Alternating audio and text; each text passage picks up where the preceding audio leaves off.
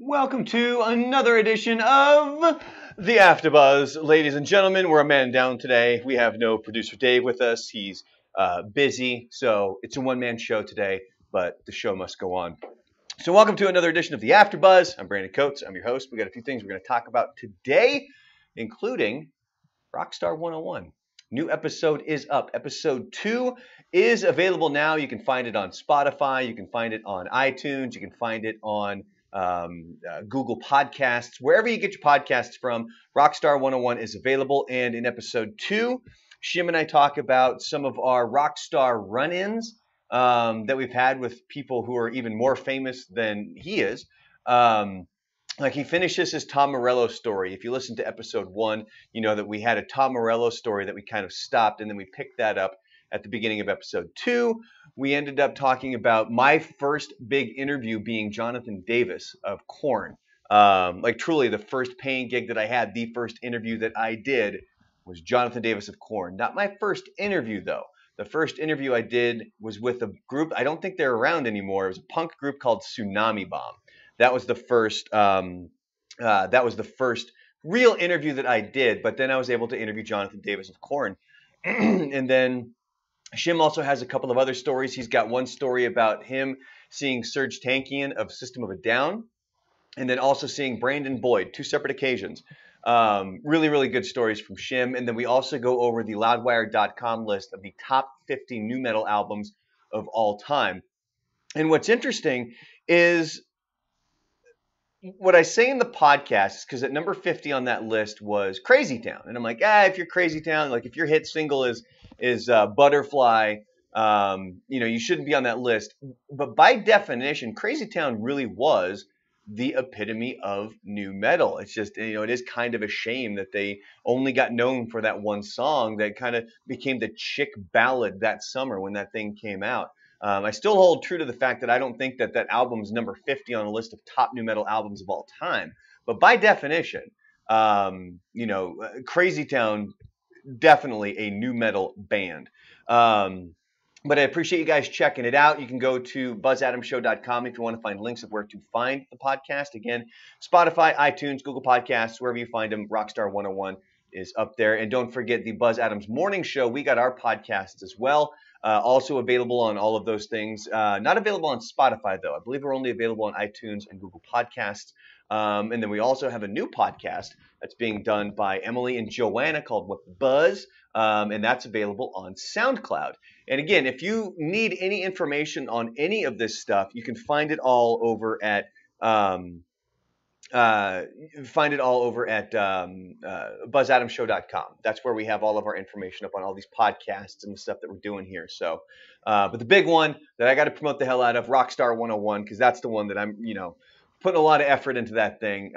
Episode 2 dropped earlier this week. Episode 3 will drop next week.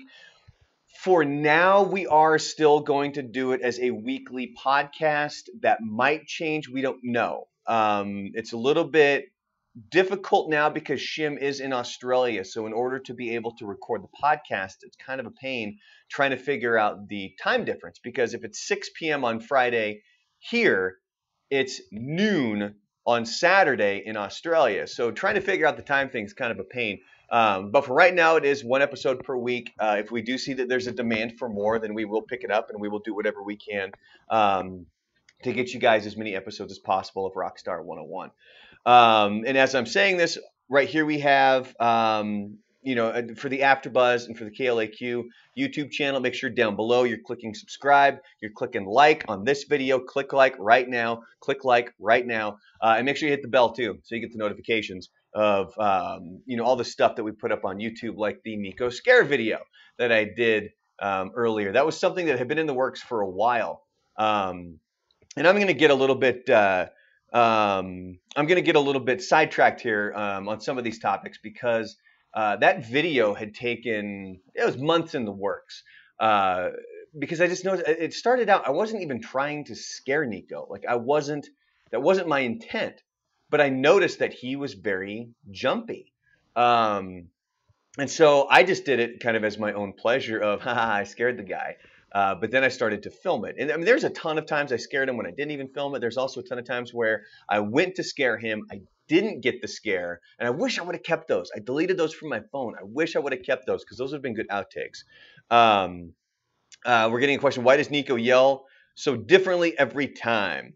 I don't know. That's just the way he is. That's just, that's just Nico, I guess. And anyways, it's even to the point, like, I would be walking, like, we would be talking about it, or I would talk to him about something different, and then he would walk away. And then, I would make it look like I was walking down a different hallway, but I would just walk down a few steps, then turn around and get right behind him because apparently I'm really quiet when I walk down the hallways, and then just wait to scare him. He's far too easy to scare. It's hilarious, but I'm done scaring the guy for now. I got the video, I got what I needed. I don't want to give the poor kid a heart attack, just to continue to scare the crap out of him.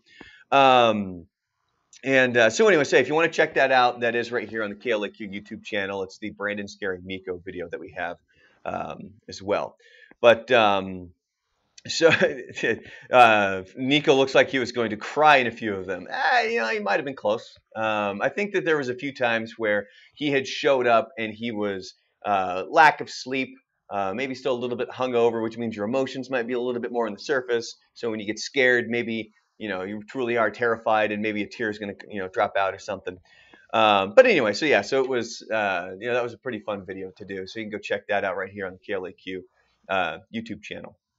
So moving on to more of the topics that we're going to have here that are more in the title of the AfterBuzz here is we're going to talk about the whole Trump thing, him being in town on Monday, and confirmation bias. That's something that we've covered here on the AfterBuzz. It's something that I'm a big advocate of people learning about, because if I at least my hope is that the more people that know of confirmation bias, they'll be able to look at their own ideas and their own arguments towards things and be able to possibly see some flaws and realize, guess what? Chances are you aren't always right. Guess what? You're not always right. I'm not always right. I suffer from confirmation bias. I'm willing to admit it. But the difference is I'm willing to look at it and then try to find the right answer. Because when I go into a debate, or if I go into an argument, I don't want to be right. I want to find the right answer. And that's where I think a lot of this is flawed. And that's where a lot of people get stuck, is because they're so embedded in their position. They're going to do whatever they can to make their point. I don't give a fuck if I'm right to begin with. I care about finding that answer, and whatever the right answer is, whether it's from the right or if it's from the left, I don't care. I want to find the right answer. The thing that I find really interesting is the whole Coliseum thing, and the fact that the Wikipedia has changed multiple times over the past 24 to 48 hours of what the capacity is, because the president said, oh, the capacity is 9,000 and we fit 10,000 in here. When, first of all, I had looked it up a while ago. I can't even remember what I was looking it up for, but I think it was a concert. But it had to do with the capacity of the venue. And the seating capacity is 5,250. The overall capacity, if you're going to have people down on the floor, is 6,500. That's something that's been known. But the president suddenly comes out and says, it fits 9,000, but we've squeezed in 10,000. People will believe that. The fire department even came out and said, no, he's wrong. We hit the capacity for the venue, and it's 6,500.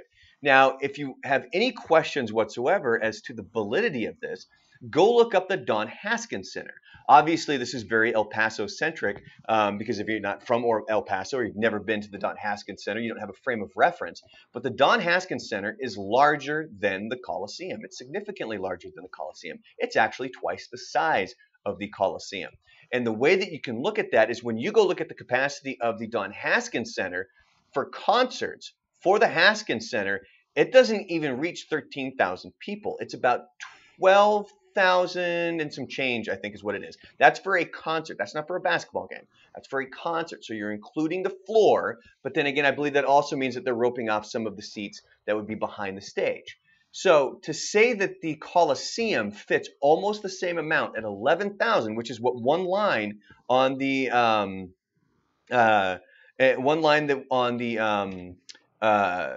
Wikipedia page says that it's 6,500 plus 4,500, so 11,000 total. It's not possible. But the problem is people are so embedded in their argument that they want to, they have to be right. that they're willing to believe that. And it's bullshit. It's not the reality of the situation. And I know I'm coming off right now like, I'm right wing bashing, I'm Trump bashing, whatever. Look, I'm going to be honest. I don't like the president. I think he's full of shit. I think he's a gigantic fucking liar. And I think he's very detrimental to this country. But I also think what he's doing is absolutely brilliant.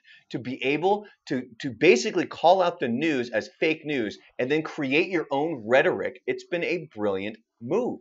But the problem is it's detrimental to our nation. It's detrimental to our society, because at that point, what you're doing is you're making up your own stuff and people are believing that.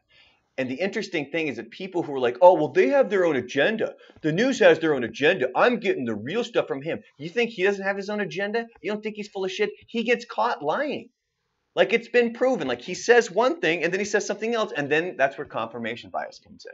And it's always, oh, well, it's just, he didn't mean this. He meant that. Blow it out your ass. Like, you're full of shit.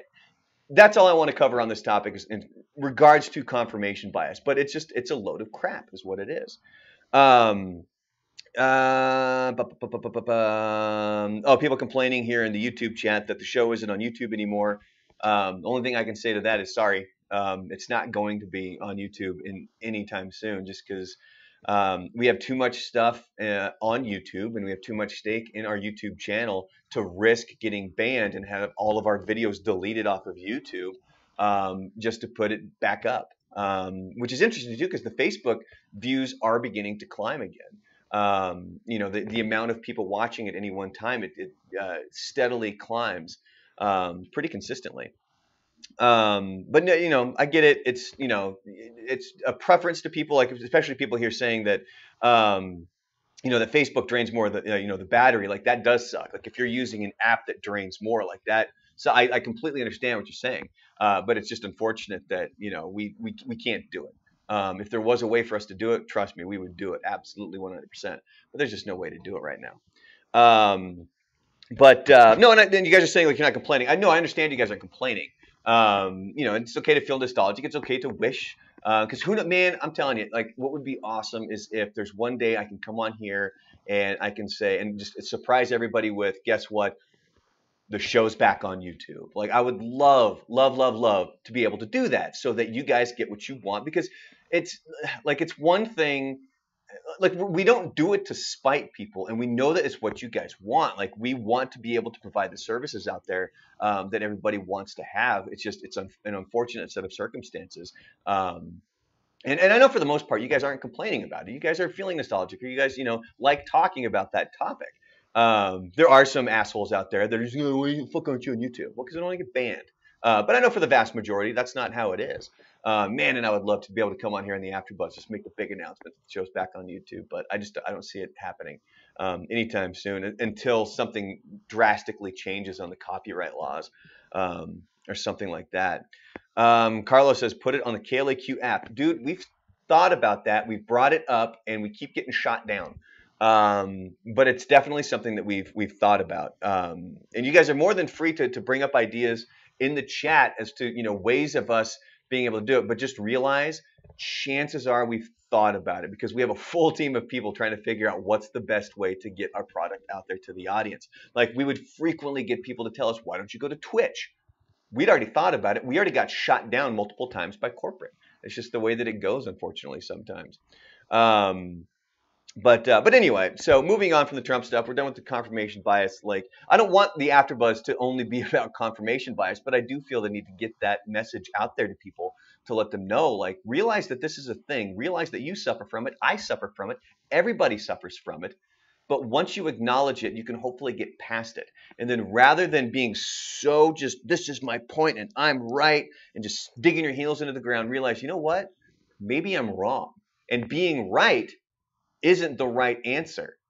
Being wrong is, because then you find the right answer. That's the pathway to whatever the correct solution is going to be. And that's where we continually get stuck in things. But anyway, moving on here, the next topic I was going to get to happens to do with slang. We did it on the show this morning. We were talking about some new slang terms and stuff like that. And if there's any slang terms that you guys had growing up, maybe elementary school, maybe we had middle school, high school, early 20s, whatever it may be, even now. If there's slang terms, by all means, throw them in the YouTube chat there. because I remember when I was a kid, hella was like the big word. It was like, ah, that's hella dope or whatever the hell it was. Like all the kids used to say that all the goddamn time. Um, and it actually got me out of being in trouble by my mom because I once said hell in front of my mom, and this is obviously before I could curse in front of my mom. I think it was maybe sixth or seventh grade. I think it might have been seventh. And I said hell no because she just asked me some question, and I didn't say it's snotty or anything. It just rolled off the tongue, and I said it before I realized what I was saying, and I was like, hell no. And my mom, like the look on her face was like, oh my God, I can't believe you just said that. And I was like, oh, no, no, no, no. I said hella no. Like hella is it's a term that all the kids mean. It's like, it's a modifier to no. It's like, it's an extreme version of it. It's not just no, it's hella no. Like it's a bigger no than a normal no. Um, we had somebody here saying, yes, this one. That one used to absolutely be nails on a chalkboard to me. At this point, I just kind of live with it because it's kind of become one of those things. But that one, when it first started with that one, that was nails on a chalkboard to me. Like that, I couldn't stand it. But it's to the point now, I can live with it. I don't really mind it. Um, and then, we get No Mames in here, which obviously No Mames is, it's the big one, especially with Veronica Escobar saying it at the State of the Union address. And she totally did, man. When you watch the video, she totally said No Mames. Um, but what was the other one? When it was after high school, a group of my friends, what was different for me for a lot of people is that I had different groups of friends, which is weird now because the person that I am now, I'm very much a homebody. I don't like leaving the house. I mean, I will to go do stuff, but I mean, if I could just sit at home and watch TV and just relax and do nothing, I would do that any day of the week, all the time. But when I was younger, like 18, 19, 20, man, I wanted to be anywhere but the house. Of course, this is when I still lived with my parents, so that might have had something to do with it. But um, I had, I think it was really three different groups of friends. One that was kind of from high school, one that I had met through the lumber yard that I worked at, and then another one that was a different group of friends from high school. And this other group of friends, it was the Asian crowd. Like I was the lone white guy. It was a bunch of Filipinos and Asian kids that all kind of hung out together. And there's me. Oh, and there's another guy named Mike because it was my best friend, Alan, who was the same age as me, grew up together, knew each other since like second grade or something like that. And then there was Alan's older brother, Art, who his best friend, Mike. So it was like we were the two white guys, and it was just there was nonstop jokes about the white guys in the crowd, which is pretty damn funny. I'm not gonna lie. But the thing that they always said, and I want to know if this actually made it outside of wherever the hell we were, but they would say, there it is, G. Except you'd always have to say it a specific way. You'd be like, there it is, G, like that. And it was just, it was like Mafia, like Donnie Brasco, when they're teaching him the different versions of Forget About It, where it's like the way that you say it and with the inflection with which you say it dictates what you mean, where it's like, forget about it, or forget about it. Like there's all these different ways that you say it. There it is, G, always meant something different, and it just would depend on the inflection and how you were saying it is what it meant. So it's really weird to me how kind of like groups and generations create their own lingo. And it's the way the English language has always been. It's the way language in general has always been. It's going to morph. It's going to change because things will pick up different meanings. Sometimes you can like it, sometimes you don't like it. The one thing that I am not a fan of is when a word loses its meaning because people are using it incorrectly, like the word literally, and they change the definition of the word literally in the dictionary. They literally did that. Literally meant you actually did something. I'm literally holding this tumbler. Literally.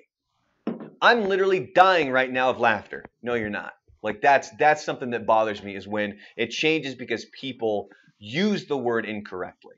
And then the other one too was um, if a word changes how you say it because of laziness. Something that's doing this a lot is mumble rap. Or bay, like Joe just put in the YouTube chat, bay. I can't stand the word bay. It annoys everyone. Like, oh, love you, bay. Like, shut the fuck up. Like that's lazy. And that's something that bothers me is that when it becomes a laziness factor of, oh, I just can't pronounce all the fucking syllables in the word. So it just means it's like, come on, man, like that. Those bother me. Now I do understand new words coming out or words being combined if it's if it's to mean something different, whatever that case may be. That I'm perfectly fine with. But if it's because you don't know how to use it, or you're too lazy to say an entire word or an entire phrase, then that's just stupid. Um, but like David here, he's saying when people abbreviate every damn thing. I'm all for some abbreviations, but I'm with you on abbreviating everything. Like there's no need to do it. But what's interesting is we've now gone full circle where we've gone from hieroglyphics to actual written language, and now we're going back to hieroglyphics in the sense of emojis. And that's just the kind of cycle of things right now. And unfortunately, you can't really fight it. I mean, you can be a cranky old man and you can piss and moan about it all you want, but you're not going to change it. Like, unfortunately, you're not going to change society to the point that emojis are going to go away. But anyway, final topic is we're going to talk a little bit of Tom Brady here because there was a news story that said the guy's name's Rick Wiles, and he's a bit of a kook, I guess, would be a good way to describe him. But he firmly believes that Tom Brady is as successful as he is because Giselle, his wife, is a witch. This is the one thing I put a blog up about this over at buzzadamshow.com, so you can go check out the actual quotes and stuff if you want over at buzzadamshow.com. But the thing that I found interesting is, and I couldn't verify whether Brady said this or not, but according to Wiles, Brady had said, Giselle will create these little kind of altars before the game, and she gives them these like necklaces and does all this, like the healing crystals and all that weird stuff, which obviously is not based on any sort of factual medical knowledge or whatever. But whatever it is, something's working for Tom Brady. I'm going to tell you that. But this dude was legitimately serious that he's married to a witch, and everybody should be concerned at this point. But if you want to go check it out, the blog is up at buzzadamshow.com. Joe saying that Brady has a pact with the Dark Lord. Duh, all Patriots fans know that. Well, no, we all know that the Dark Lord is Belichick. Like, duh, everybody knows that Belichick, the Hood, is the Dark Lord, a.k.a. The Emperor, if you will, with the hood. But yeah, so that's going to kind of wrap it up for this week of the After Buzz. I'm sorry I had to do a kind of short one. I think I'm actually getting sick. The wife was sick earlier this week. And so now I think I'm starting to get the effects of it. So I'm hoping that I'm not actually going to get it. So I'm going to try to go home and get in a nap today so that I can fight off the goddamn cold. Been going to bed a little bit later than I wanted to. It's funny, the night of the Trump rally here in El Paso, I was up actually pretty late so that was Monday. Because on Tuesday at the kids' school, it was superhero day. So you're supposed to wear a superhero t-shirt, and she doesn't have any, which is very upsetting to me. So I'm going through my drawer to see if there's anything that I can, any shirt that I have that I can cut up in some way, shape, or form so that we can give her some sort of a shirt with a superhero logo on it. I got nothing, at least nothing that I'm willing to cut into or anything like that.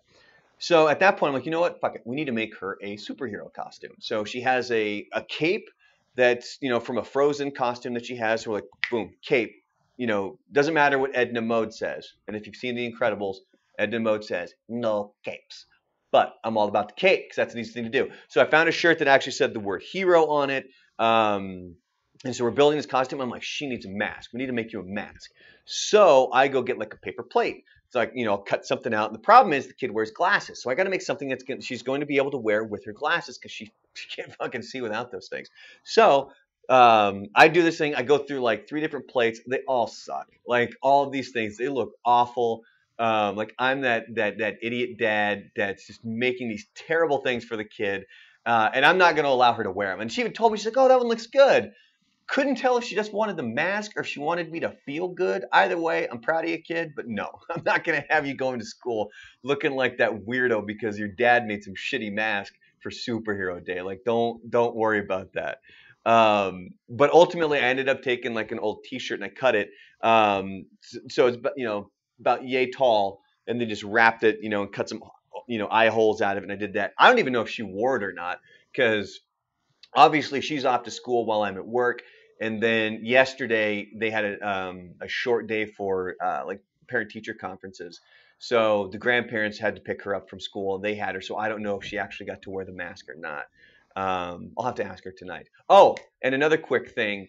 Coming up on some future episodes of Rockstar 101, actually, is I introduced the kid to Metallica. And I'll get more into this on the Rockstar 101 podcast.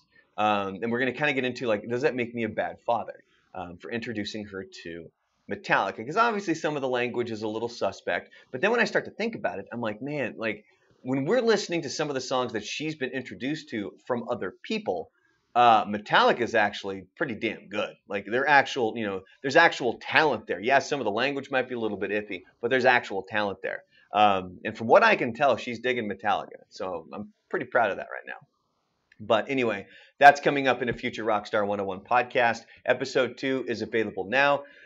By all means, check it out. It's on Spotify. It's on iTunes. It's on Google Podcasts. It's wherever you get your podcasts. If you have any questions about where to go to find it, just head on over to buzzadamshow.com. The links are all up there. Obviously, we have the AfterBuzz here on the KLAQ YouTube channel, live every Wednesday at 10:30 Mountain Time. Don't forget, we also have the Buzz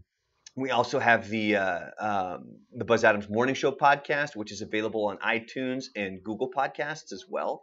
So you can go check that out if you want. And basically what we do for our podcast is we take certain segments of the show, and they can't be too audio heavy, because if it's Buzz playing stuff off his computer, the way that we record it to put up for the podcast, that doesn't get recorded because you can't have any copyrighted material on that stuff. So it's just the microphones and the telephone is really all that is. So go check out that podcast. Don't forget, Emily and Joanna have a podcast up. It's called What the Buzz. It's available on SoundCloud. So be sure to go check that one out as well. But of course, the big one, Rockstar 101, that's the one that I got to push because that's my baby that Shim and I have created. So if you would like, go check it out. It's on iTunes, Google Podcasts, and Spotify. On that note, we got Valentine's Day tomorrow. We got a lot of Valentine's stuff planned for the morning show this week. Also coming up on Friday on the morning show, I believe Tuff Hedeman going to be in studio, and Steve Trevino going to be in studio as well. So we look forward to that stuff coming up this week. We'll see you guys bright and early tomorrow morning, 5 a.m. And then we'll be back here next Wednesday at 10:30 Mountain Time for the After Buzz. And I'll say it for Dave, producer Dave, who's not here. Thank you, everybody, for tuning in. Hopefully we get him back next week, because you kind of forget just how tough everything is when you don't have an actual producer. So thank you. Check you guys out next week. Peace out.